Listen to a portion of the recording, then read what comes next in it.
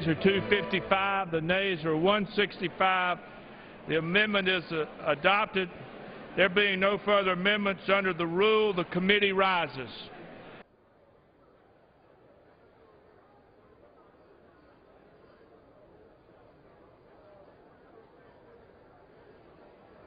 Chairman.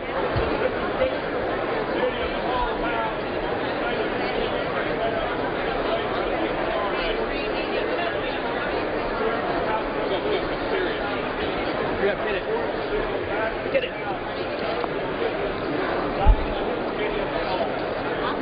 Chairman of the Committee of the Whole House in the State of the Union reports the committee has had under consideration the bill H.R. 4348 and, pursuant to House Resolution 619, reports the bill back to the House with sundry amendments adopted in the Committee of the Whole. Under the rule, the previous question is ordered. Is a separate vote demanded on any amendment reported from the Committee of the Whole? If not, the Chairman will put them in gross. The question is on the adoption of the amendments. Those in favor say aye. Those opposed say no. The ayes have it. The amendments are adopted. The question is on engrossment and third reading of the bill. Those in favor, please say aye. Those opposed, please say no. The ayes have it. Third reading. A bill to provide an extension of federal aid highway safety, motor carrier safety, transit, and other programs funded out of the Highway Trust Fund pending enactment of a multi-year law reauthorizing such programs and for other purposes.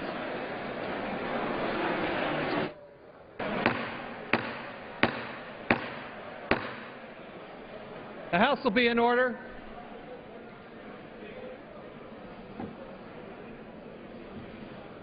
The House will be in order.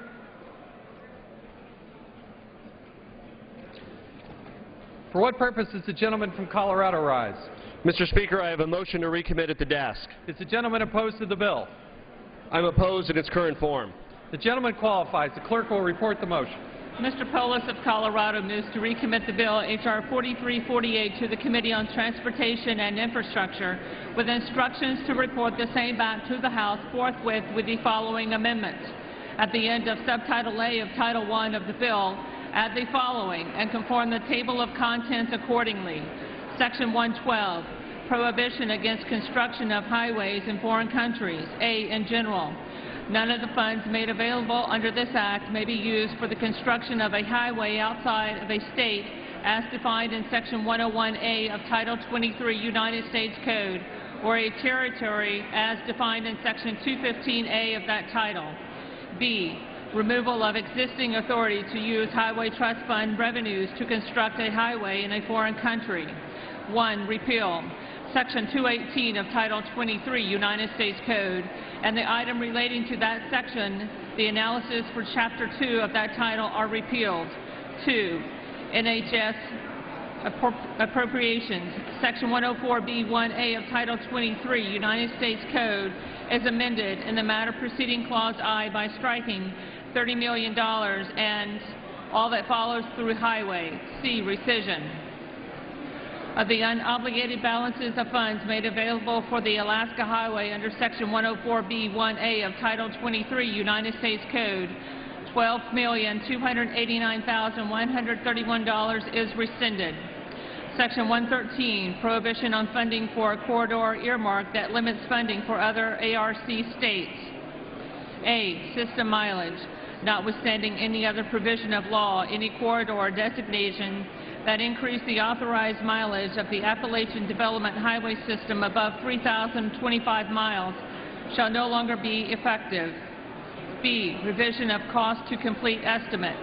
Not later than 90 days after the date of enactment of this Act, the Appalachian Regional Commission shall revise the cost to complete estimate for the Appalachian Development Highway System under Section 14501 of Title 40 United States Code to reflect the elimination of the corridor designation under subsection A.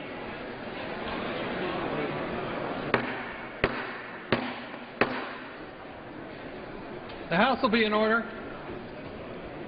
Members will please take their conversations from the floor.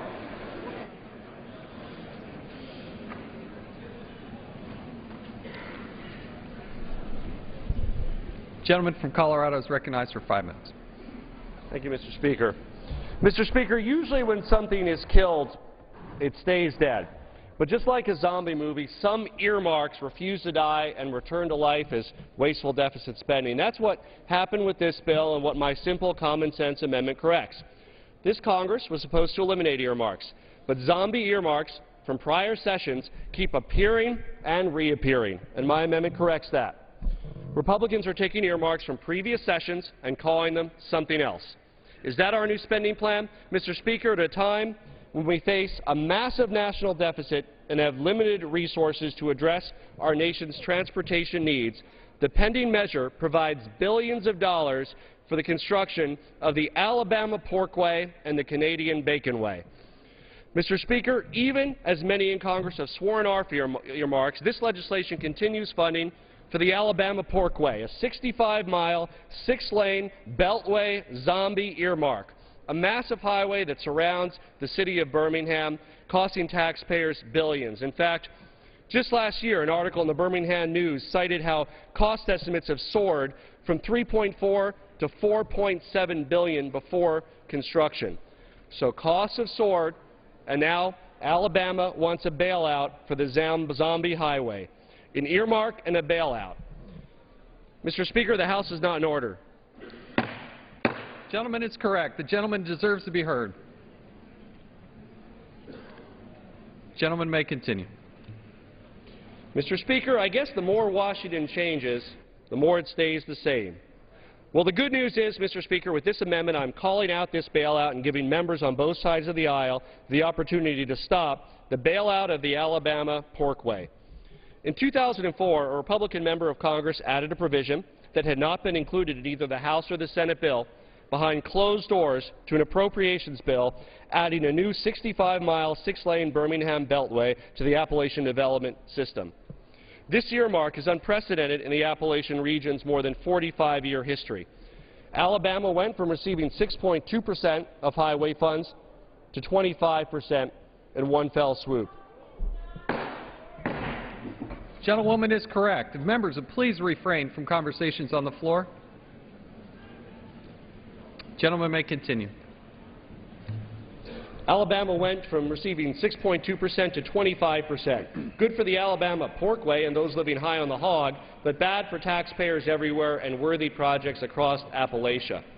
My amendment strikes the windfall bailout, and a windfall that comes at the expense of 12 other states in the Appalachian region. The money comes directly from projects that would have been funded in Georgia, Kentucky, Maryland, Mississippi, New York, North Carolina, Ohio, Pennsylvania, South Carolina, Tennessee, Virginia, and West Virginia. Even many Alabamans understand that this is a waste of federal dollars. If Alabamans want to build a pork line around Birmingham, go right ahead. Just don't do it with our tax dollars outside of the normal process for competing for their share of federal dollars. Many Alabamans agree. One in the Birmingham News says, spend, spend, spend. That's the mantra of the Birmingham Beltway and state and local government. Another Alabaman says, as a businessman, I'm more concerned about the flagrant disregard for the economic damage that will be wreaked on Alabama in the long term by the Beltline. The Beltline goes right through the farm of 88-year-old Ardell Turner. She lived her entire life in Alabama. The Northern Beltline goes right through her farm that she and her husband have had since 1950. Big federal deficit spending, a big beltway, a big porkway right through Ardell's farm. My amendment also prohibits construction of highways in foreign countries, which this bill contains.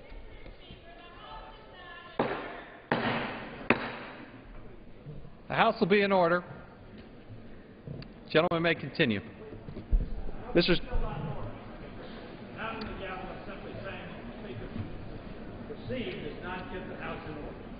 Gentleman is correct. The House is not in order. If members will please refrain from their conversations on the floor.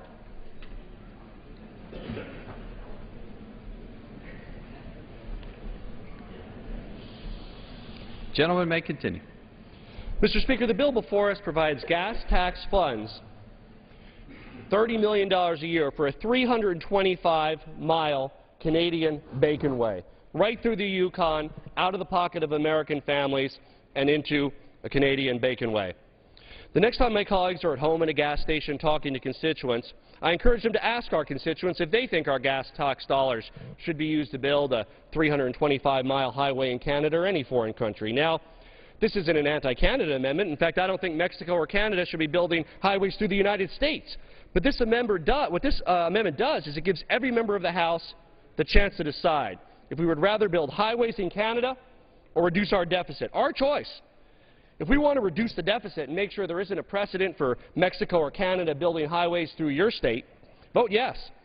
If you want to engage in more deficit spending to build expensive highways through the Yukon, vote no.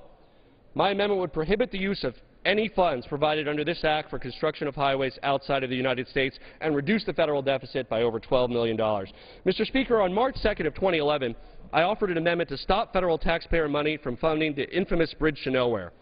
Mr. Micah gave a response to it and said it was smoke and mirrors. He said it's trying to mislead the House and it's smoke and mirrors. Gentleman's time has expired. Gentleman yields back. Mr. Speaker, this is not smoke and mirrors, and the House cannot hide behind smoke and mirrors, behind wasteful... Gentleman's time has expired. The gentleman will suspend. The gentleman will suspend. The gentleman will suspend. The gentleman will suspend. What purpose does the gentleman from Florida rise? I'd like to claim the time in opposition. Gentleman's recognized for 5 minutes. Mr. Speaker and my colleagues, I'll be very brief. The gentleman said that I had said before there had been smoke and mirrors, and once again we have smoke and mirrors. Every opportunity was given to the other side. My committee sat for some 18 hours. They never brought this issue up. We heard over 100 Democrat amendments. It was not brought up in one of the single 200 amendments proposed to the committee. What this is an obstruction to getting people working, to getting our infrastructure for this country built. We need to vote down this motion to recommit, and let's move forward in getting America building its infrastructure and getting people to work and affordable energy to people that can't even afford to fill up their gas tank today. I've had it with these delays. I yield back the balance of my time. Gentleman yields back. Without objection, the previous question is ordered. Point of order. Before you do that. Gentleman may state his... House will be in order. Gentleman may state his point of order. Mr. Speaker, I'd like to raise a point of order. In the future, when a member is speaking and someone asks for order, does the clock stop or does the clock continue while they're asking for order in the House? Time spent obtaining order is not charged to those speaking. It's not charged against the Speaker. Correct. Thank you, Mr. Speaker. The question is on the motion to recommit. Those in favor will say aye. Aye. Those opposed will say no. No. The noes have it. The motion is not agreed to. Mr. Speaker, on that I request a record vote. A recorded vote is requested. Those favoring a recorded vote will rise. If a sufficient number having risen, a recorded vote is ordered. Members will record their votes by electronic device.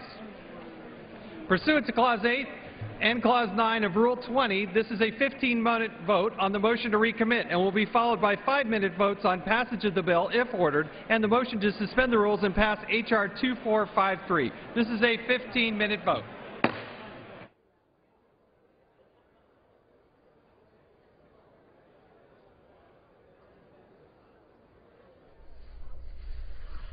The House has had under consideration today a bill that would extend from July through September federal highway programs for the rest of the fiscal year. It would also require approval of the Keystone XL pipeline.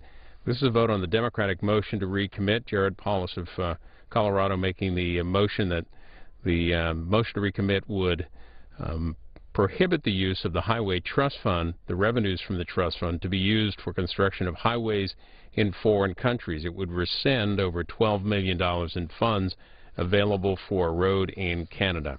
This is the last chance to change the legislation before final passage. It is a 15-minute vote. The administration has issued a statement of policy, a veto threat against the legislation, in particular about the Keystone language in the bill. They said the administration saying, quote, it would circumvent a long-standing and proven process for determining whether pipelines are in the national interest. The House will finish up work here, these votes, and that'll do it for legislative work this afternoon. The Senate is still in today, and the Senate Budget Committee is still meeting on the fiscal year 2013 budget proposal. That meeting is underway, and you can follow that live on our companion network, C-SPAN 3.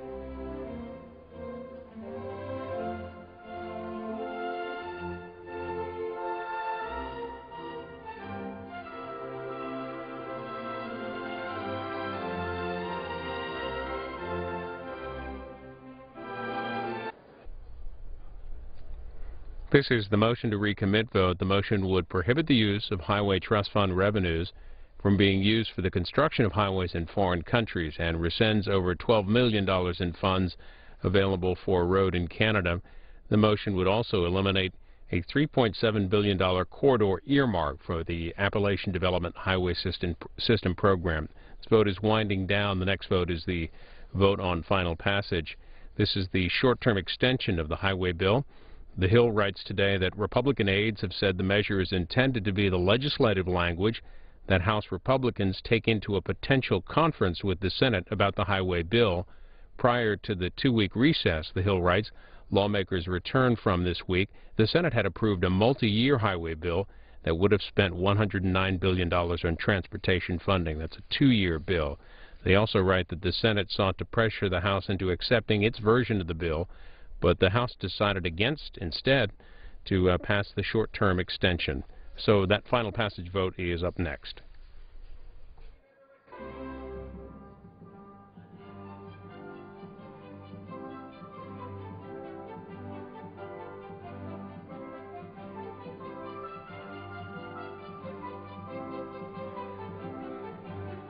The nays are 242. The motion is not adopted. Question is on passage of the bill. Those in favor will say aye. Those opposed will say no. The ayes have it.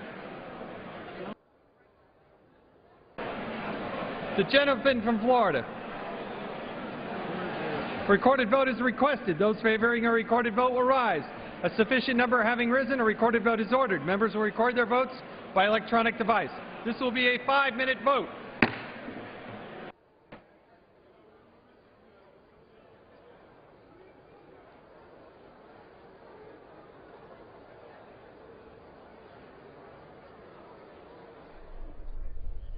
And if it passes, this will be the 9th extension of the transportation bill that was set to expire back in 2009. This would extend the transportation bill, would take effect July 1st and extend transportation funding through the end of the fiscal year. It would also authorize the Keystone XL oil pipeline, which President Obama rejected earlier this year. 5-minute vote on final passage.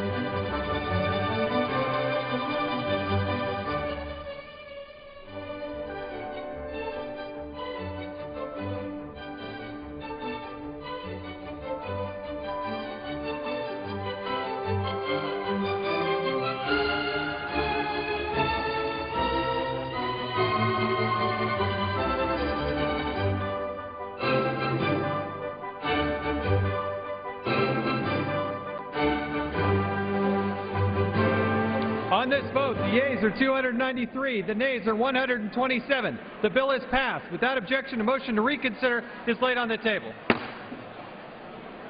The unfinished business is the vote on the motion of the gentleman from Missouri, Mr. Lukemire, to suspend the rules and pass H.R. 2453 as amended, on which the yeas and nays are ordered. The clerk will report the title of the bill. H.R. 2453, a bill to require the Secretary of the Treasury to mint coins in commemoration of Mark Twain. The question is, will the House suspend the rules and pass the bill as amended? Members will record their votes by electronic device. This is a 5-minute vote.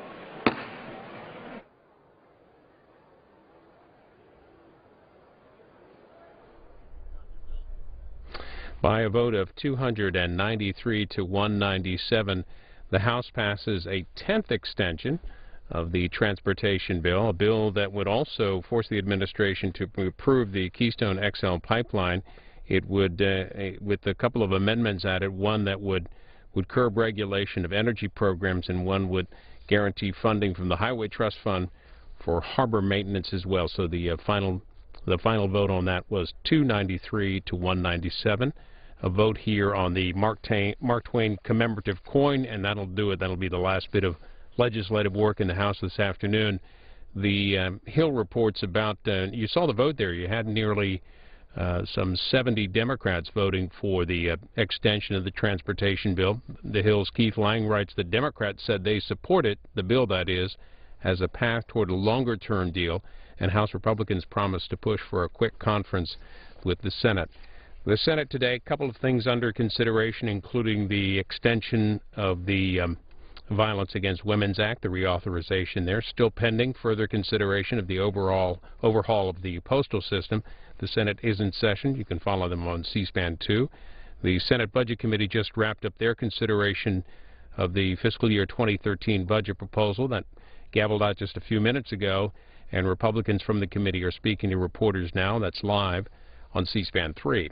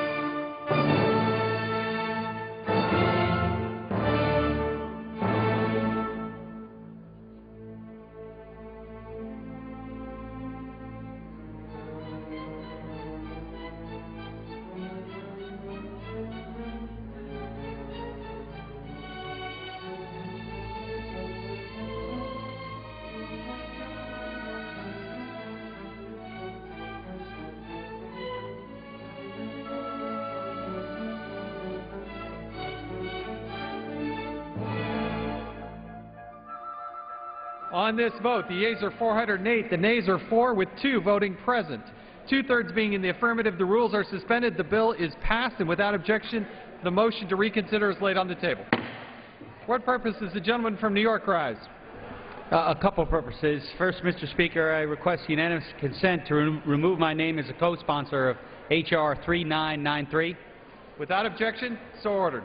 I also ask for unanimous consent that when the House adjourns today, it adjourn to meet at 9 a.m. tomorrow. Without objection, so ordered.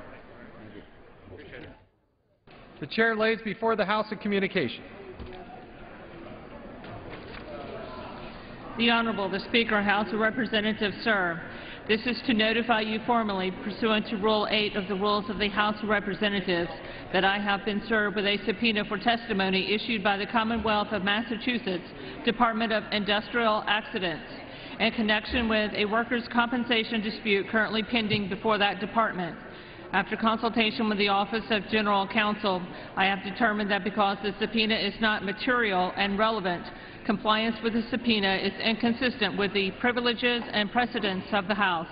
Signed sincerely, James P. McGovern, Member of Congress. The Chair lays before the House the following personal requests. Leave of absence requested for Mrs. Napolitano of California for today and for Thursday, April 19th. Without objection, the request is granted.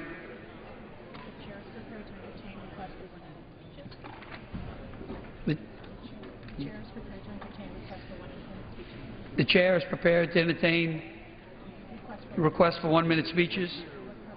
For what purposes does the gentleman from Pennsylvania seek recognition?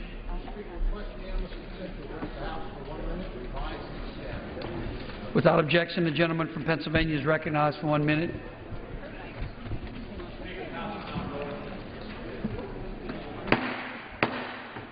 The House will be in order.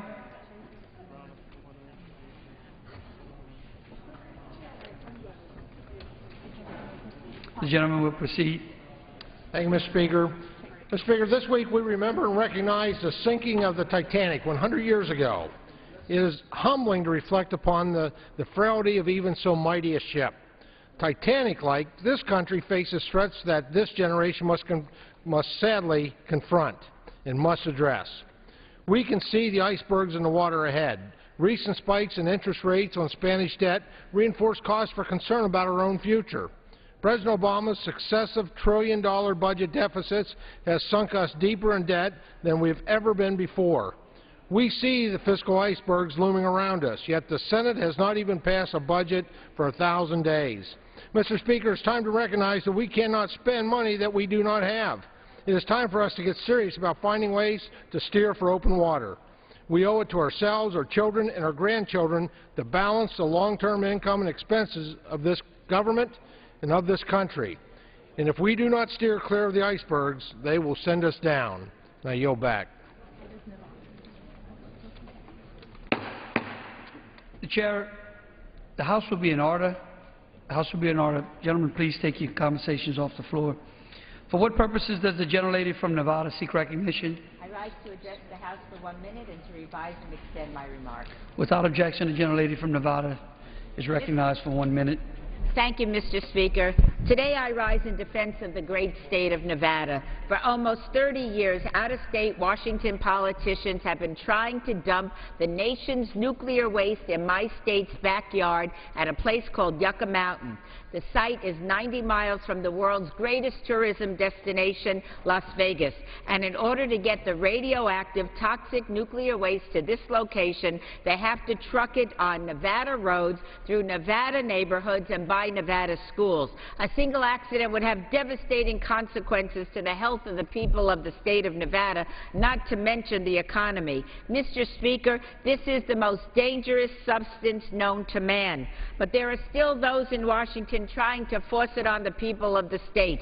One of those people is Nuclear Regulatory Commissioner Christine Zwinicki. Thankfully, her term ends on June 30th. I strongly oppose the renomination of someone who puts the interests of the nuclear industry ahead of the people of the state of Nevada, and I urge my Nevada colleagues in the Senate to do everything in their power to ensure this yucca nuclear waste pusher does not have another term. Thank you, and I yield back the balance of my time. For what purposes does the gentleman from Texas seek recognition? Request unanimous consent to address the House for 1 minute.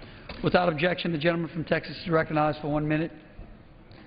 Mr. Speaker, yesterday the Space Shuttle Discovery flew through the blue sky over the nation's capital on its way to its final resting place at the Smithsonian National Air and Space Museum in Virginia. The flyover was met by cheers from some, but tears from others. Space travel in America is history. Our government has chosen to abandon the space program as we know it. JFK, NASA, and America put the first man on the moon, but we have been the leader in the space race for years. Now the sun has set on the American manned space travel. Now we are raising the white flag of surrender in space travel to the Russians. JFK might not approve. Ironically, American astronauts will have to rely on an expensive ride from the Russians just to get to the space station. Former Discovery astronaut Dr. Anna Fisher said it well when a bright young boy asked her how he could become an astronaut one day. She said, "Study Russian." That ought not to be, but that's just the way it is. For what purposes does the gentle lady from Texas seek recognition? Without objection, the gentlelady from Texas is recognized for 1 minute. Thank you very much, Mr. Speaker, for your courtesies. I rise to salute the Access to Justice committees of the American Bar Association from states all over the nation, and particularly my constituents that I just met with, the chair of the Access to Justice Committee, Judge Lindsey, and a number of others who have come to join us to again emphasize that when lawyers, as myself, take our oath of office and become members of the bar, we have an obligation and a duty to public service. That public service is to ensure that every American under the Constitution has access to justice and to insist that they're able to be represented and their legal rights protected. I beg that this House accept the $402 million that is the Senate mark for access to justice programs and not the $328 million that is a House mark. Shame on us if we realize that more and more laws are complex, more and more Americans suffer, more and more Americans need help, more and more Americans are under foreclosure over the years, and even though we have worked hard in this government to restore those homes, they need legal rights. Let us support the funding for access to justice. I yield back. For what purposes does the gentleman from Florida seek recognition? Without objection, the gentleman from Florida is recognized for 1 minute. Thank you, Mr. Speaker. This past weekend, I attended the Summit of the Americas, where Western Hemisphere leaders were in attendance to discuss regional policy issues and challenges. Leftist regimes repeatedly criticized the United States for our strong opposition to communist Cuba participating in the summits. This summit is and should be reserved only for democratic nations, not totalitarian, dictatorial, terrorist regimes like the Castro dictatorship. We should continue our commitment to the Cuban embargo and reiterate the importance of condemning a regime that refuses to grant its citizens the freedoms every human deserves: human rights, civil liberties, and free elections. The illicit drug operation in our hemisphere contributes to the problem of increasing violence and terrorism in the regime. Legalizing drugs is not the answer. Instead, we must bolster regional security and directly target drug gangs and violent narco-traffickers. America must stand strong against these efforts and in favor of democratic values. Thank you, Mr. Speaker. For what purposes does the gentleman from New York seek recognition? Without objection, the gentleman from New York is recognized for 1 minute. Thank you, Mr. Speaker. I rise today to recognize and honor the courageous volunteer fire departments of Long Island for their skill and dedication in combating the recent outbreaks of wildfires in my district. Once again, they have proved their mettle and won our trust and admiration. While thankfully no lives were lost, the fire, now extinguished, consumed roughly 1,100 acres, destroyed 3 homes, and damaged or destroyed 6 other structures, including 1 commercial building. If not for the actions of our local firefighters, the damage could have been far worse. We are also fortunate that the 3 firefighters who were injured fighting the fire are all recovering well. As a lifelong resident of Suffolk County, I was inspired by the willingness to help shown by the county's fire departments, all 109 of which participated in the effort to combat what turned out to be the 7th largest fire in Long Island history. Through their combined and coordinated efforts, a larger crisis was averted. Mr. Speaker, I ask that you join me in thanking all of Suffolk County's fire departments, as well as our local elected leaders who supervise this operation, for their dedication and exceptional skill in subduing the recent fires. I yield back. Under the Speaker's announced policy of January 5, 2011, the gentleman from Georgia, Mr. Graves, is recognized for 60 minutes as the designee of the Majority Leader. Thank you, Mr. Speaker. Tonight, we're going to have a conversation that I think impacts Americans all across this country, and it's about small businesses. And what has this Congress been doing, what has the President been doing or promoting, and how is it impacting small businesses? And I think I'm going to be joined tonight by some great colleagues and champions of small business to talk about what are some of the solutions. What can we be doing here in Washington, not creating more government, not spending more money, but what can we be doing to create an environment that is conducive for business development and for our small business owners? You know, when I think about the greatness of America, we can list out so many items and characteristics of this great nation, and one of those would have to be small businesses. Taking a simple idea in a free market system and taking it to the consumer and growing a business. And we hear a lot from the administration. They say, you know, businesses are too big, yet they need to be smaller. For small businesses, you guys are going too fast, too far. You need to slow down. When in fact it should be just the opposite. We should be encouraging small businesses to do more, to grow faster, to invest in their employees. There is no big business in this nation that did not first start out as a small business. And I would contend that tonight, Mr. Speaker, that there are small business owners all across this nation, here even in the Eastern time zone, that have yet to have gone home because they're still working. They get up each and every day, putting on their boots, chasing that dream, that idea that they have, and turning it into a business or a concept, and chasing that American dream, to realize that American dream. So to all those small business owners across this great nation, I want to say thank you. I want to say thank you for your hard work, for pushing against the burdens that come from the federal government, the high gas prices, the regulatory environment, this crazy tax code that we have, and say don't give up.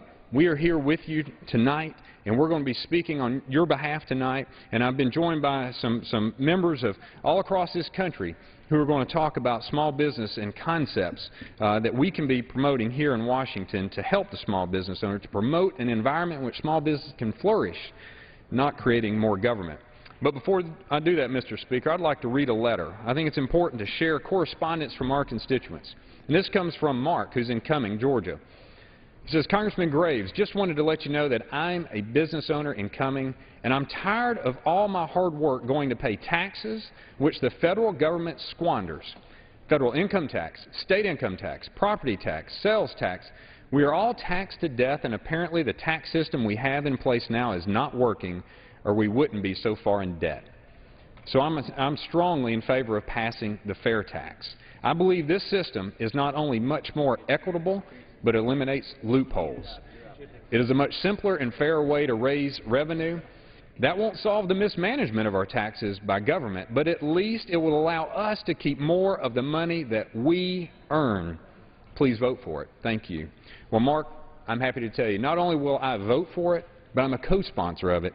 And next up to speak on the fair tax is the sponsor of the fair tax himself, and that's Congressman Woodall from the great state of Georgia. Congressman Woodall shares with us a little bit about the fair tax and how it impacts small businesses and how it would help them. Mr. Graves, I appreciate you doing this time tonight. Folks ask me, they say, what goes on in the evenings there on Capitol Hill when you finish the votes for the day? What goes on next? And I say, well,